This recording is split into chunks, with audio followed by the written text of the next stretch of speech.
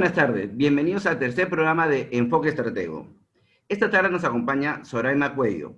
Ella es ex viceministra de la Presidencia de la República, ex directora ejecutiva del Consejo Nacional de Competitividad y actual CEO de Luxor Consulting. Bienvenida, Zoraima. Muchísimas gracias, Iván. Para mí es un verdadero honor, un privilegio poder estar acompañándoles en esta tarde. Al contrario, Zoraima, muchas gracias por acompañarnos. Quisiera hacerte una primera pregunta. ¿Cuáles son las principales estrategias que desde el gobierno de República Dominicana han venido impulsando para combatir los efectos de la pandemia en tu país? Muchísimas gracias, Iván. Bueno, desde la República Dominicana se ha entendido que es una prioridad atender tres grandes componentes que son fundamentales en la República Dominicana para avanzar y salir de la crisis que ha generado obviamente el COVID-19. El primero es el vinculado a la parte de salud. Nosotros hemos entendido que el país en sentido general no va a poder avanzar en el ámbito económico si no podemos controlar efectivamente la pandemia. Y es por ello que en ese sentido se han tomado un sinnúmero de medidas que nos han permitido tener un manejo hasta este momento adecuado de la crisis sanitaria que ha provocado el COVID, pero a su vez nosotros hemos visto dos elementos que son fundamentales irlos trabajando de manera simultánea. La primera medida de política económica sería controlar la pandemia. Controlar la pandemia. Y en ese control de la pandemia, exactamente, hemos sumado dos otros elementos y en un momento te detallo algunas de las acciones que también hemos estado impulsando tanto en materia de salud como de los otros dos aspectos. Estos temas fueron consensuados con los sectores productivos, con el sector privado, porque es evidente que si bien toda la ciudadanía puede ser afectada por la pandemia, en sentido general, el país completo está siendo afectado, al igual que los demás países del mundo, en el ámbito económico. Entonces, aquí tenemos que trabajar de manera conjunta la población en sentido general, el gobierno y todas las empresas, no importa el tamaño. Entonces, a su vez, hemos visto como una necesidad trabajar en la creación de empleos, porque ha habido, obviamente, suspensiones y cancelaciones en la República Dominicana por el cierre definitivo incluso de algunas empresas que toda la pandemia las ha quebrado y obviamente la generación de divisas. Estos son los temas que han estado siendo más golpeados en la República Dominicana y en el resto del mundo.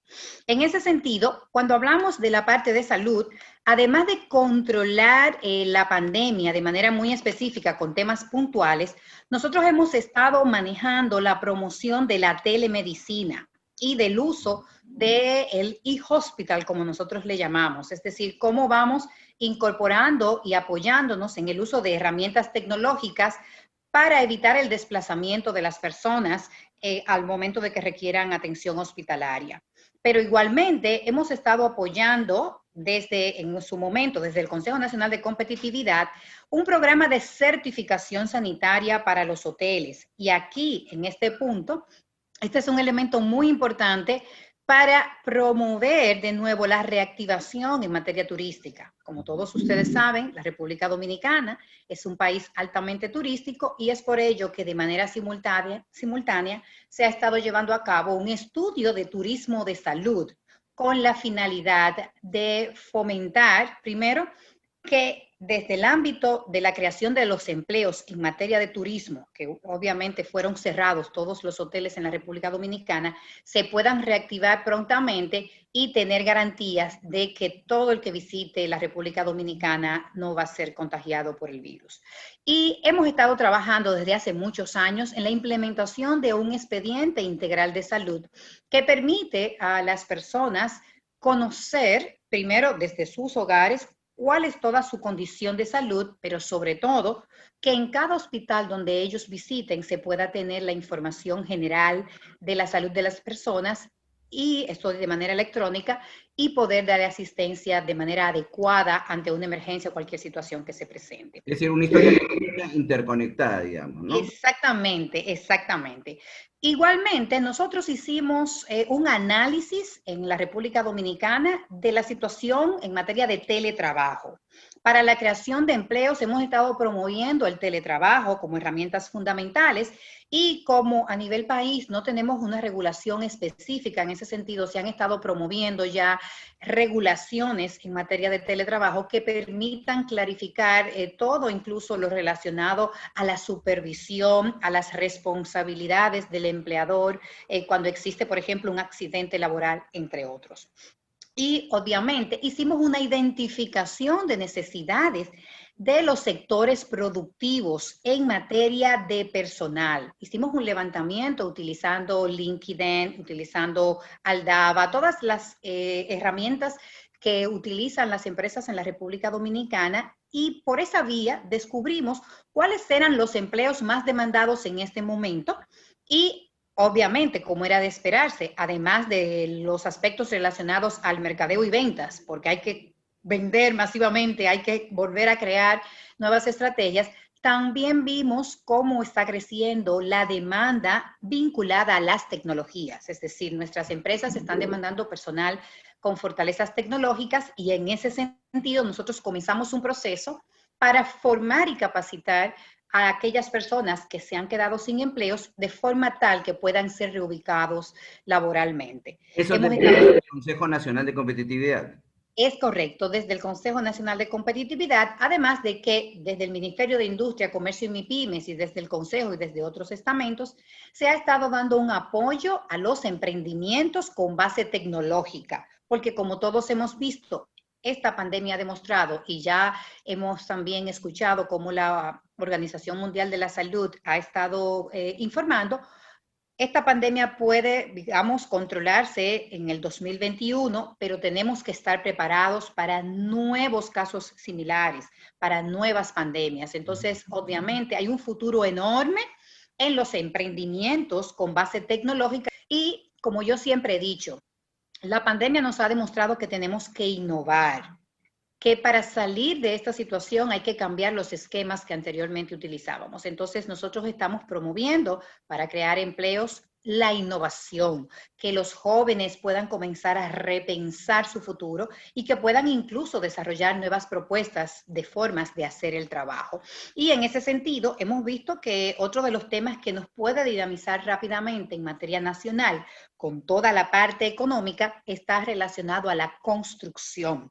Y por eso hemos estado también generando propuestas que faciliten todos los procesos vinculados a estos temas, sumados a proyectos ya de generación de divisas, fomento de las exportaciones, el trabajo ya a nivel internacional, cómo nosotros podemos mejorar todo lo relacionado a las regulaciones nacionales que faciliten las exportaciones y sobre todo el reposicionamiento de la República Dominicana en los mercados internacionales. Todos estos temas han sido impulsados desde el Consejo Nacional de Competitividad, ya de la mano con el gobierno en su conjunto y con las áreas que de una manera u otra tienen la rectoría de estos temas. Es decir, se ha estado trabajando con el Ministerio de Turismo, se ha estado trabajando de manera coordinada con el Ministerio de Economía, Planificación y Desarrollo y con todos los demás que de una manera u otra intervienen para que se pueda obviamente mejorar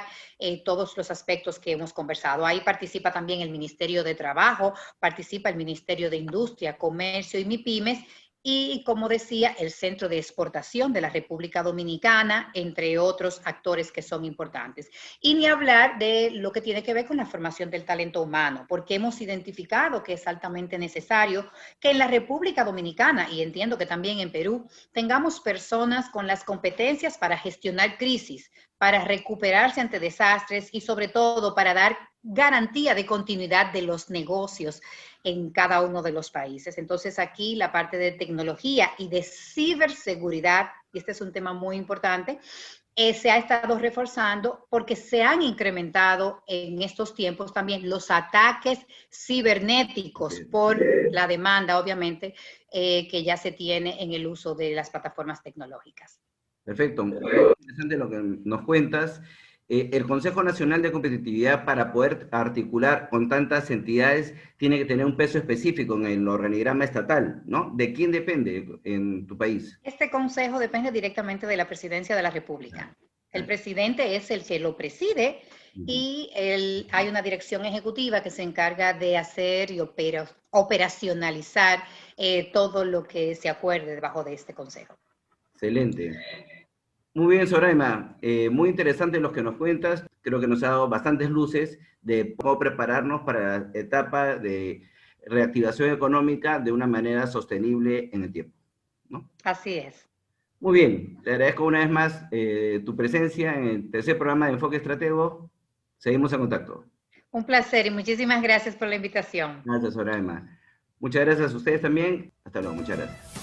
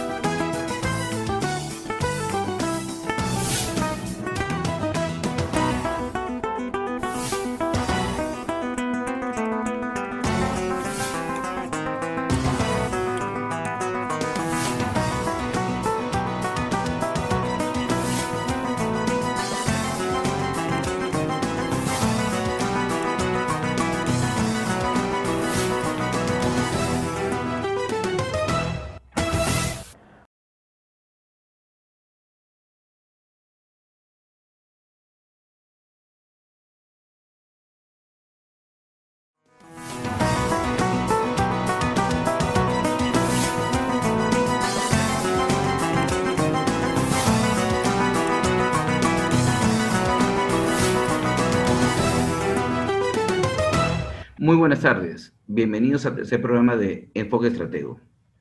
En esta oportunidad les he preparado una serie de reportes que espero resulten de su interés. El primer reporte es sobre la evolución de casos activos al 28 de septiembre.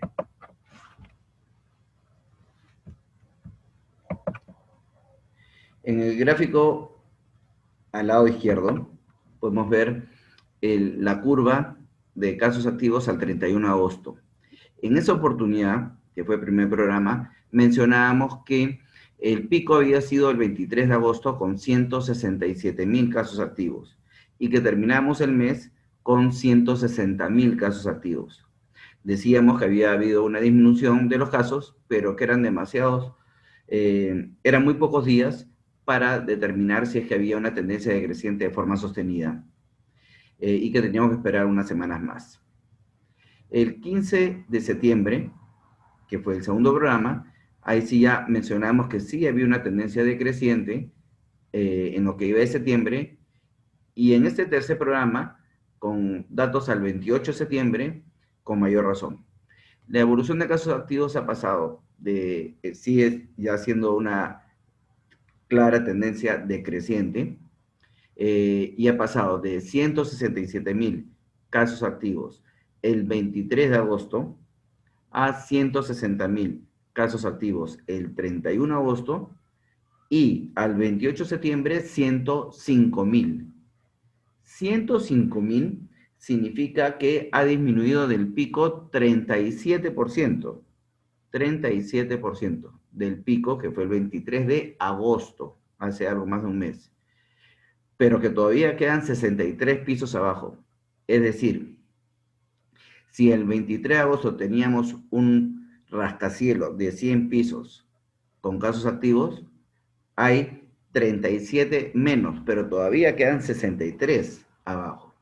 ¿Y por qué lo digo de esa manera? Porque si comparamos como estamos ahora a como estábamos hace un par de meses, nos remite a la época de la meseta irregular. y estamos algo más alto todavía que en la época de la meseta irregular.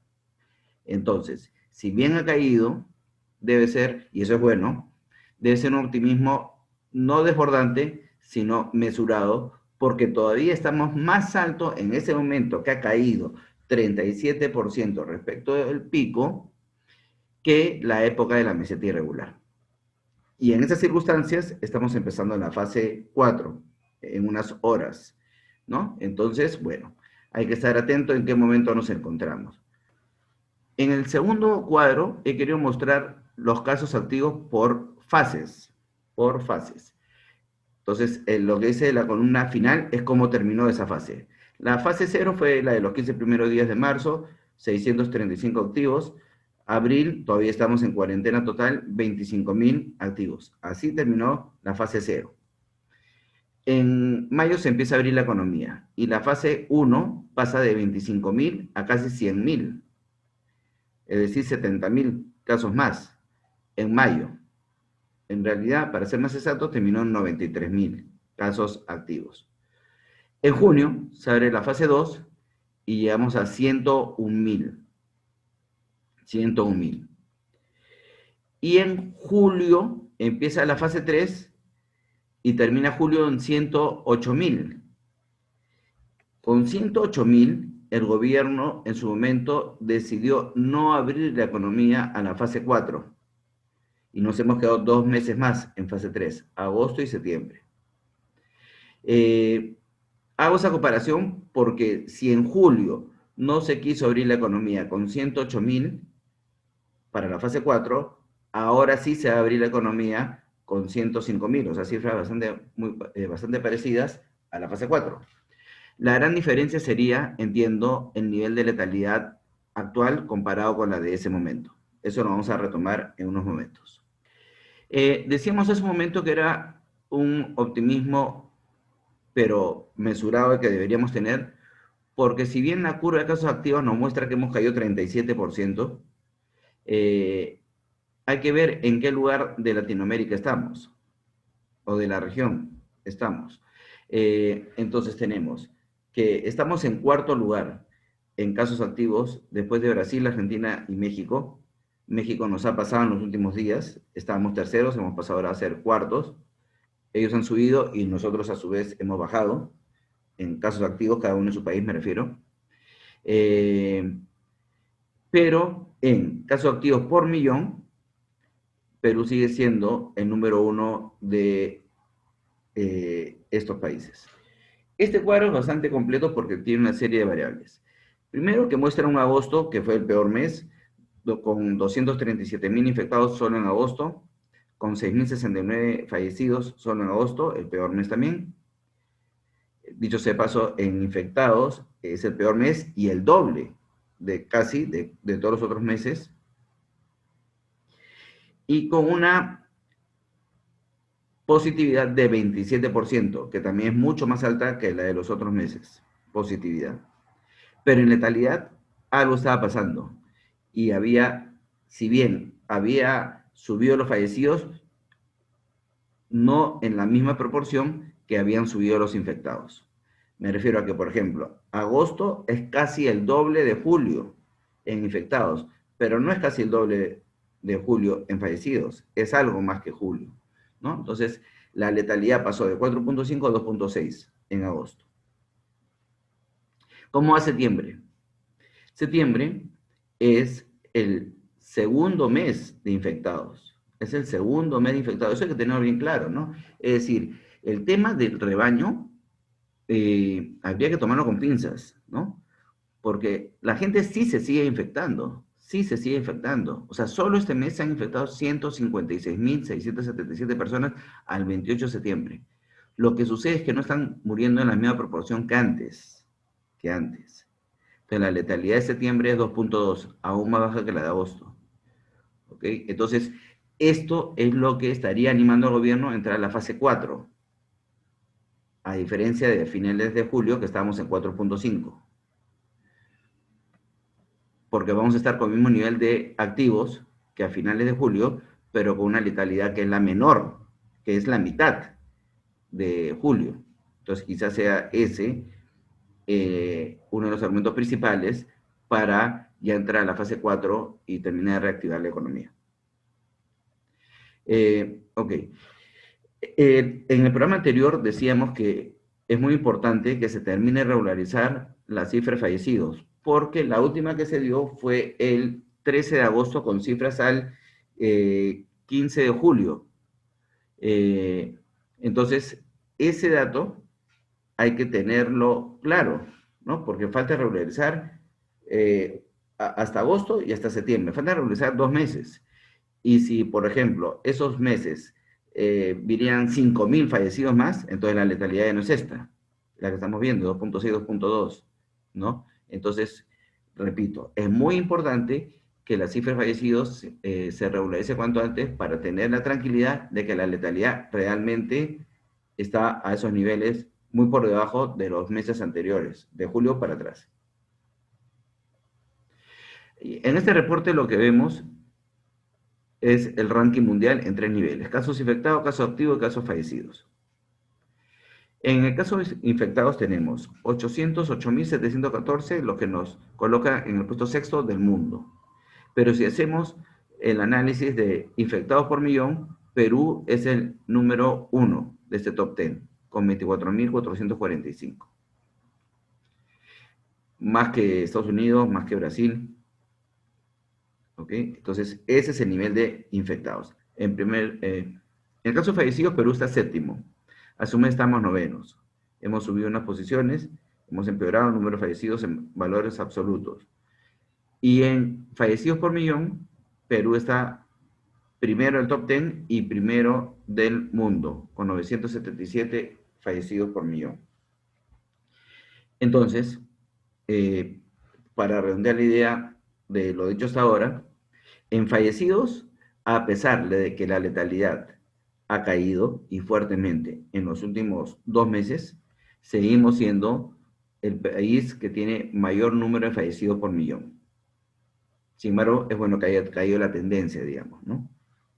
Pero es un optimismo moderado, ¿no?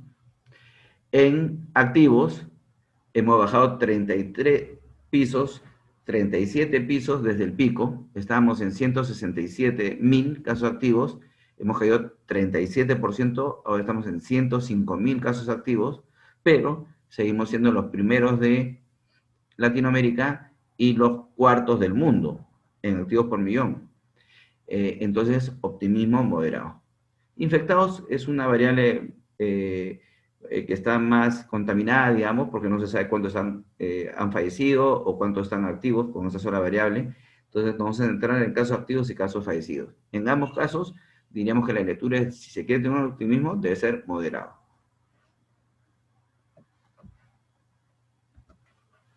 Y en las regiones tenemos lo siguiente. Moquegua es la que tiene más infectados por millón hace varias semanas, pero repetimos, sería mejor tener acá, así como hemos dicho en los otros programas, el ranking de activos por millón por región. No está disponible esa data. Entonces, mostramos la que está disponible. En fallecidos por millón, hay varias regiones que están por encima de 1.000 fallecidos por millón.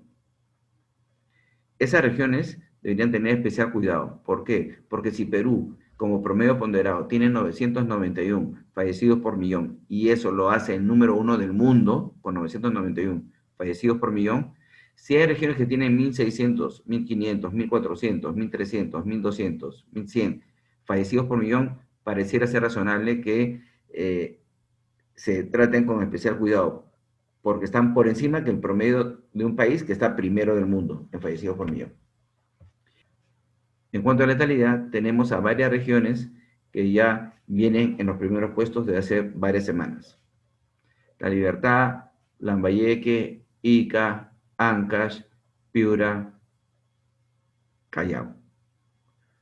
Digamos que hay que tener especial cuidado con esas zonas para que la letalidad tenga una tendencia decreciente y no vuelva a tener una tendencia explosiva. Muy bien. Preocupa que las provincias que están en emergencia ahora son tres de 196. Yo no sé si sea pertinente poner a 3 de 196 en emergencia.